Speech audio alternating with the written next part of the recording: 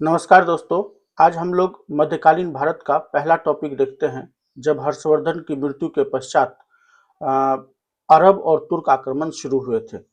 अरब आक्रमण मोहम्मद बिन कासिम के नेतृत्व में और तुर्क आक्रमण गजनबी और गौरी के नेतृत्व में। भारत पर सबसे पहले हम लोग अरब का आक्रमण देखते हैं, जो 712 ईस्वी में हुआ मोहम्मद बिन कासिम के नेतृत्व में। और चाच वंश, जो एक ब्राह्मण वंश था, उसके शासक दाहिर के खिलाफ यह युद्ध हुआ।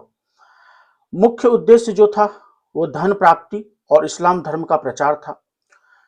हालांकि हम लोग अगर डाइवर्स कारण को देखें तो इस्लाम धर्म की का नवीन अवस्था में था, जिसका कि प्रचार प्रसार के उद्देश्य से यह आक्रमण किया गया था। लेकिन तत्कालीन कारण जो था वो था कि श्रीलंका के शासक द्वारा एक जहाज भर कर सामान ईरान के खलीफा जो अल हिजाज थे उसके लिए भेजा गया था।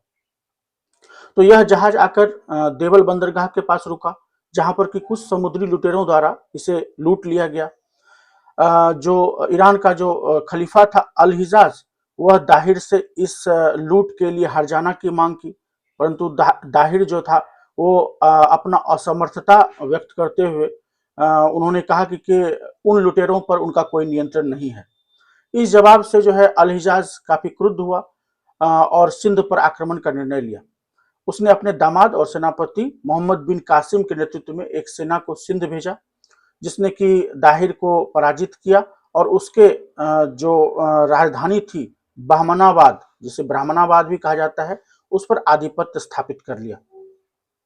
मोहम्मद बिन कासिम के विषय में कुछ और फैक्ट्स देखते हैं।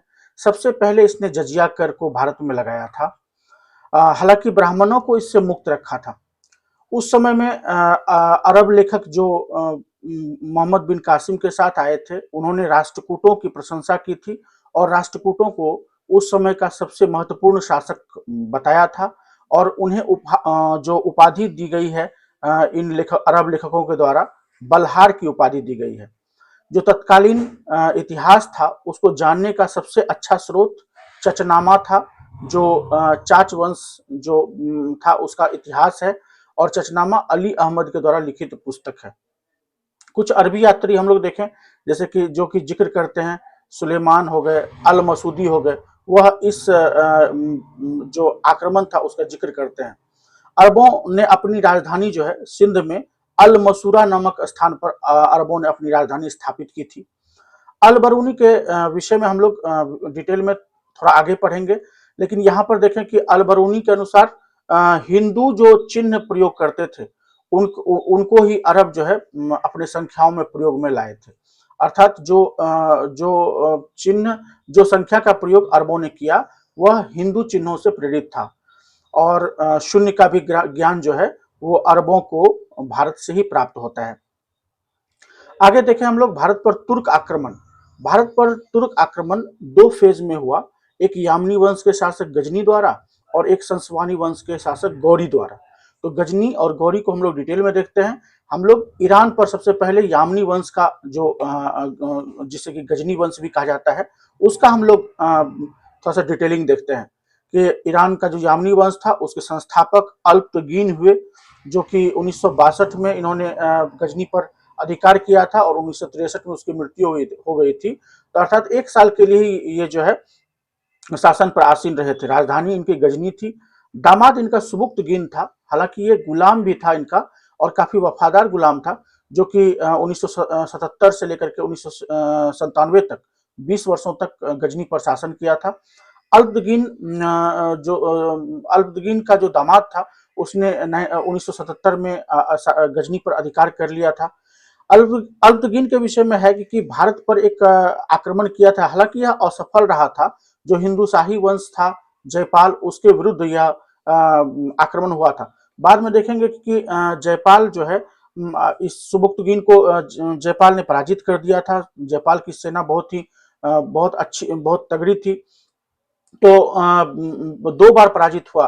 बाद में इसका बदला जाकर के गजनी लेता है इसका पुत्र। हम लोग यहाँ पर कुछ नोट्स देख लेते हैं कि अगर पूछा जाए कि भारत पर आक्रमण करने वाला प्रथम मुस्लिम शासक, तो हम लोग मोहम्मद बिन कासिम देंगे। लेकिन अगर पूछा जाए भारत पर आक्रमण करने वाला प्रथम तुर्क मुसलमान, तो उसमें सुबुक्तगीन आएगा। हम लोग आगे देखें, सुबुक्तगीन की मृत्यु के बाद उसका जो पुत्र था गजनवी, वो शासन पर आसीन होता है 997 में। गजनी के विषय में देखें, सुबुक्तगीन का पुत्र था और इसने जो है सुल्तान की उपाधि धारण करने वाला पहला तुर्क इसे माना जाता है। इसको उपाधि दिया गया था बगदाद के खलीफा अल आदिर बिल्लाह के द्वारा। यामनुद्दौला का उपाधि दिया गया था। यामनुद्दौला का अर्थ होता है दाहिना हाथ, अर्थात यह जो है खलीफा, जो कि तभी इस्लाम धर्म के प्रतिनिधि माने जाते थे विश्व में, उसका दाहिना हाथ समझा जाता था और मुसलमानों का संरक्षक का इनको उपाधि दिया गया था। और इसी उपाधि के साथ इसने भारत पर प्रतिवर्ष आक्रमण करने का प्रतिज्ञा लिया था। इलियट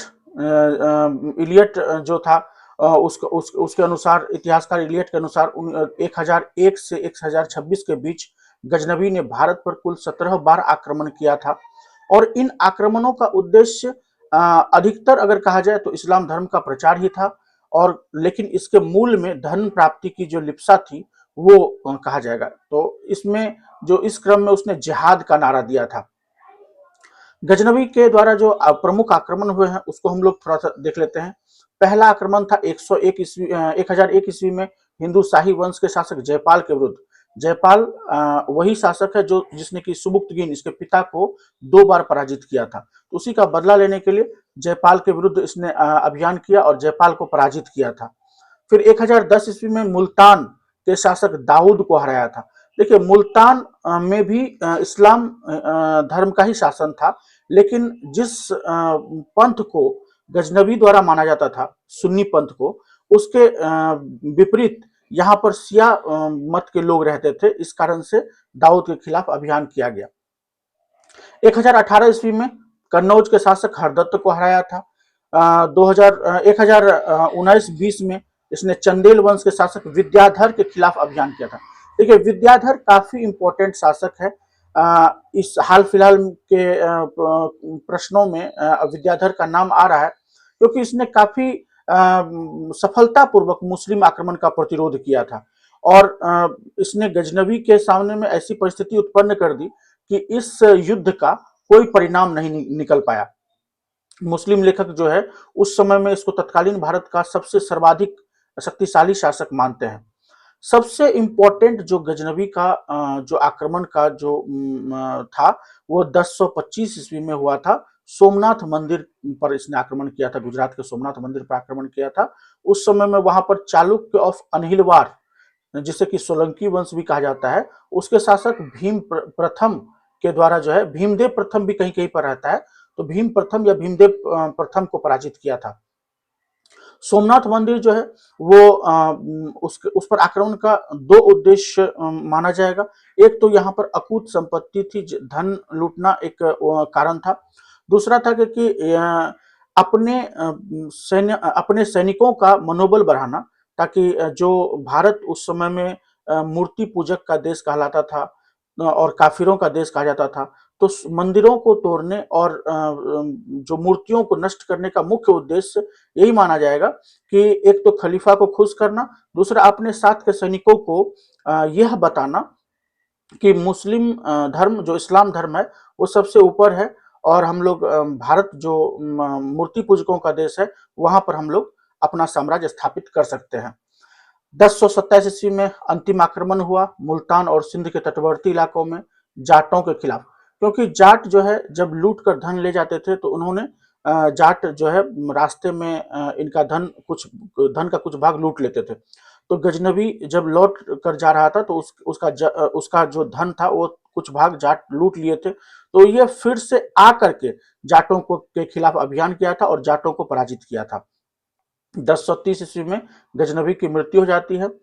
हम लोग अलबरूनी के विषय में थोड़ा सा जाने, क्योंकि अलबरूनी का जो पुस्तक है तहकीकात हिंद, उस समय के इतिहास को जानने का बेहतरीन स्रोत है। गजनवी के साथ भारत आया था और इसका जो मूल नाम था अलबरूनी का, अबू रिहान था। 1017 ईस्वी में जब गजनवी ने ख्वारिज्म पर विजय प्राप्त किया था, तो उस दौरान इसे गजनवी को अलबरूनी नामक विद्वान मिला था। संस्कृत को या गजनबी जो है संस्कृत को अलबरूनी काफी कठिन लैंग्वेज मानता था और उसका अध्ययन किया था। पुराण का भी इसने अध्ययन किया था, तो पुराण का अध्ययन करने वाला प्रथम मुसलमान इसे माना जाता था। इसने अपने पुस्तक तहकीकात हिंद में पुराणों के कुछ श्लोक का यहाँ पर चर्चा किया और ये कनेक्ट करने का कोशिश किया कि कैसे इस्लाम धर्म जो है वह हिंदू सनातन धर्म से बेहतर है। इस त्रिकोणमिति का भी विशेषज्ञ माना जाता है अलबरूनी को। आगे देखें कि जो गजनबी का जो दरबारी कवि था वह फिरदौसी था, जिसका कि बुक जो है कई बार एग्जाम में आ चुका है, शाहनामा। इसका जो दरबारी इतिहासकार था उत्बी था। उत्बी का पुस्तक है तारीख ए यामनी, बहुत इंपॉर्टेंट बुक उस समय के हिसाब से। अन्य कुछ कुछ विद्वान थे इसके दरबार में, जैसे कि जारी हो गए, तुसी हो गए, फारूकी हो गए।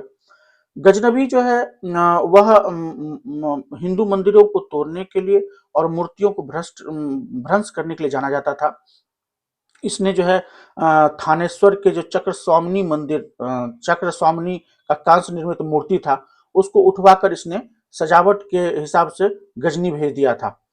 और हालांकि गजनबी जो है वो कई बार जो है हिंदुओं के खिलाफ अपना अभियान का रुख रखा है, लेकिन इसके दरबार में भी कई ऐसे विद्वान थे, जैसे कि सेवंत राय हो गए, तिलक हो गया, हो गए, ये सब उच्च स्थान रखते थे।